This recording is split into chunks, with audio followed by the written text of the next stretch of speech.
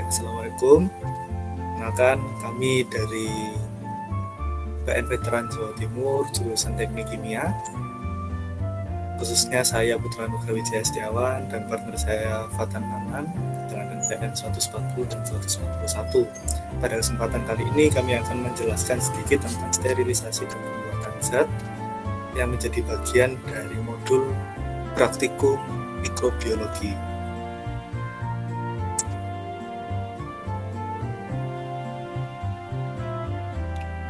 Baik, pertama-tama saya akan menjelaskan. Di sini saya akan menjelaskan mengenai modul pertama adalah tentang sterilisasi. Sterilisasi adalah cara untuk mendapatkan suatu kondisi bebas mikroorganisme atau setiap proses yang dilakukan baik secara fisika, kimia, maupun mekanik untuk membunuh semua bentuk kehidupan terutama mikroorganisme.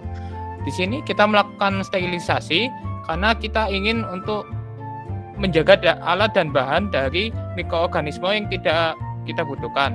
Mengapa kita melakukan sterilisasi? Karena di sini untuk agar mikroorganisme yang tidak kita inginkan tidak terdapat di alat dan juga bahan. Terutama kita lakukan selama praktikum mikroorganisme.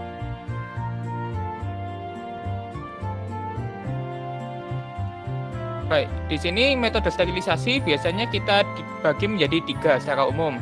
Yang pertama adalah sterilisasi fisika, sterilisasi kimia, dan juga sterilisasi mekanik. Pertama adalah secara fisika. Di sini adalah suatu sterilisasi yang disterilkan tidak berubah atau terurai akibat suhu tinggi dan atau tekanan tinggi. Selama itu, sterilisasi secara fisik dapat dilakukan. Salah satu contoh sterilisasi fisika adalah menggunakan panas kering, yaitu menggunakan hot air oven, atau maupun menggunakan panas lembab, yaitu menggunakan autoclave dengan uap bertekanan tinggi. Yang berikutnya adalah sterilisasi kimia. Sterilisasi secara kimia yaitu memaparkan alat atau bahan yang mengandung mikroorganisme terhadap suatu senyawa kimia sehingga dengan suatu reaksi tersebut dapat membunuh atau menghentikan pertumbuhan mikroorganisme.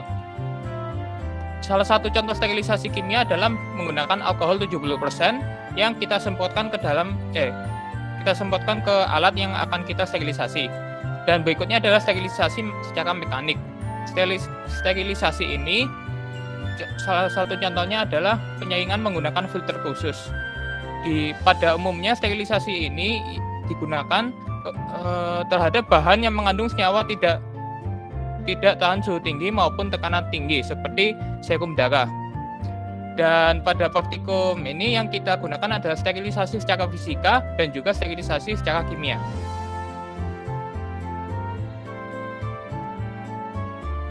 Pentingnya sterilisasi. Sterilisasi dapat mencegah tumbuhnya mikroba yang tidak diharapkan dalam zat yang telah disterilisasi. Mikroba sendiri memiliki jenis, sifat yang khas dan struktur yang berbeda, misalnya bakteri. Proses sterilisasi ini sangat berperan penting dalam industri pangan. Contohnya adalah dalam industri pengalengan, di mana kaleng itu harus disterilisasikan terlebih dahulu sebelum digunakan.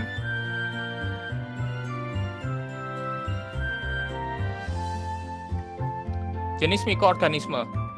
Mikroorganisme di sini kita bagi menjadi 3 jenis berdasarkan suhu yang mereka hidup. Pertama adalah xerophilic.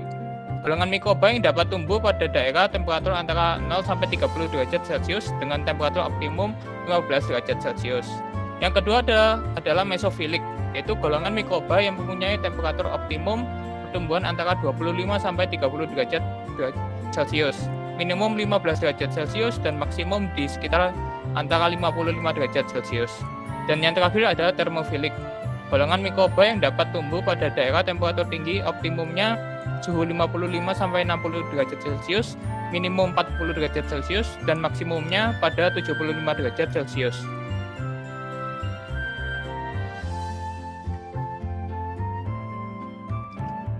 Berikutnya denaturasi bakteri. Perubahan konformasi alamiah menjadi suatu konformasi yang tidak menentu merupakan suatu proses yang disebut denaturasi.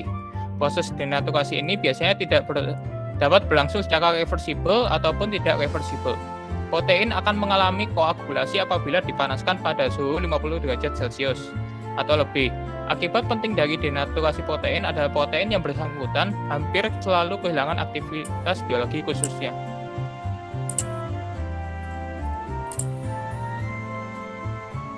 Baik, yang selanjutnya saya akan menjelaskan tentang pasteurisasi. Jadi pasteurisasi ini adalah pelakuan panas dengan suhu hampir dengan susu sterilisasi dan biasanya dilakukan di bawah suhu didih air, yaitu pada suhu 73 derajat Celcius selama 30 menit atau 92 derajat Celcius selama 15 detik. Jadi pemanasan pada pasteurisasi merupakan pemanasan ringan untuk membunuh sebagian mikroorganisme patogenik dengan menekan seminimal mungkin kehilangan nilai nutrisi dan mempertahankan semaksimal mungkin sifat fisik dan cita rasa susu yang segar.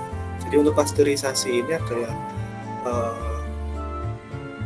metode atau pelakuan panas yang kita mensterilkan sesuatu itu tidak sampai membunuh semua mikroorganisme yang ada dan hanya membunuh sebagai mikroorganisme patogenik saja. Seperti itu. Berbeda dengan sterilisasi yang bertujuan untuk membunuh semua mikroorganisme yang ada pada alat maupun bahan. Seperti itu.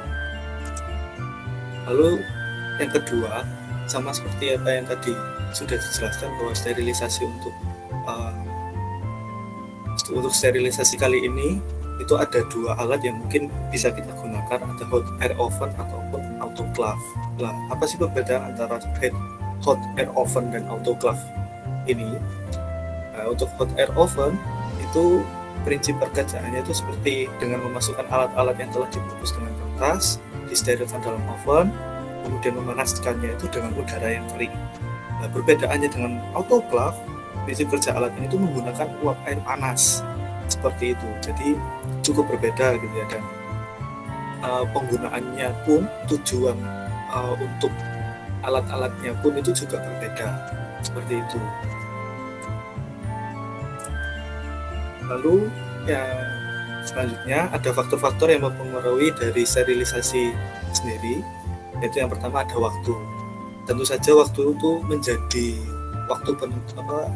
salah satu faktor penentu dari sebuah sterilisasi. Contoh, pada praktikum yang kami lakukan, kami mensterilkan alat dalam hot air oven selama kurang lebih 1,5 jam dalam suhu 160 derajat Celcius. Lalu yang kedua juga sama seperti apa yang sudah saya katakan tadi, berdasarkan jurnal yang didapatkan akhir-akhir ini, kebanyakan atau mayoritas berkata bahwa bakteri itu mati pada suhu antara 160 sampai 180 derajat Celcius. Apa yang terjadi jika dipanaskan di bawah suhu tersebut, maka mikroorganisme tidak sepenuhnya mati atau mungkin masih tertinggal pada alat ataupun bahan yang ingin disterilkan, seperti itu. Lalu yang selanjutnya ada kelembapan.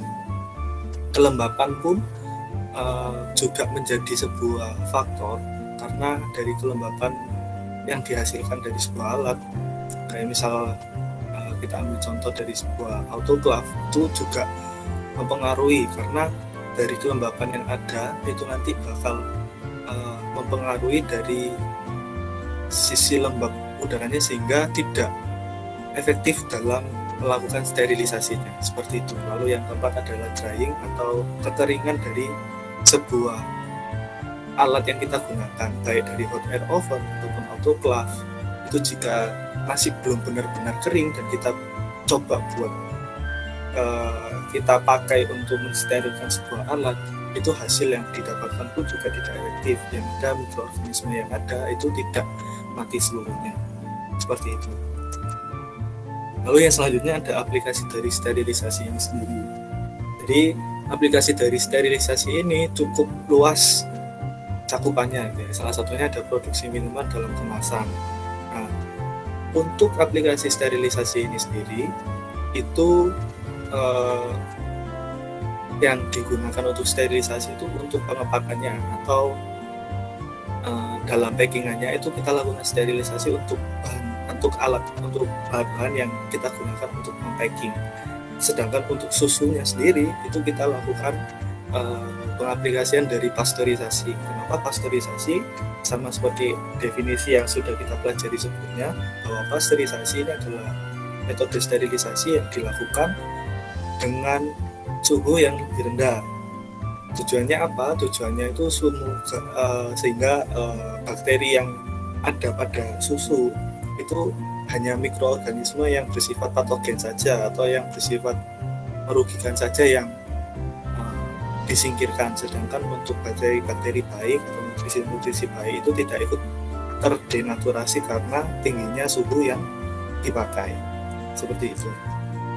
Lalu selanjutnya untuk pembuatan zat yang dilakukan, ini yang pertama kita membuat zat methylene blue, lalu yang kedua ada Leuverts methylene blue. Dua ini mempunyai fungsi yang sama, yaitu menjadi zat pengecat pada bakteri yang mewakili warna biru. Lalu selanjutnya ada kristal violet dan Bucher's kristal violet. Ini juga sama sebagai zat pengecat pada bakteri dan mewakili untuk warna ungu. Seperti itu.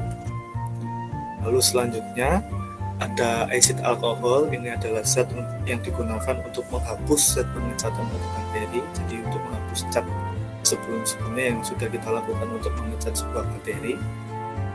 Lalu yang selanjutnya ada Lugol's iodine. Ini zat yang digunakan untuk mengecat sebuah bakteri dengan warna coklat, seperti itu. Lalu selanjutnya ada Valine A dan Valine B. Ini mereka mempunyai fungsi yang kurang lebih sama untuk mengidentifikasi glukosa dan sukrosa, seperti itu. Mungkin cukup sampai di sini untuk presentasi kami. Kurang lebihnya kami ucapkan minta maaf. Kami tutup. Assalamualaikum warahmatullahi wabarakatuh. Terima kasih.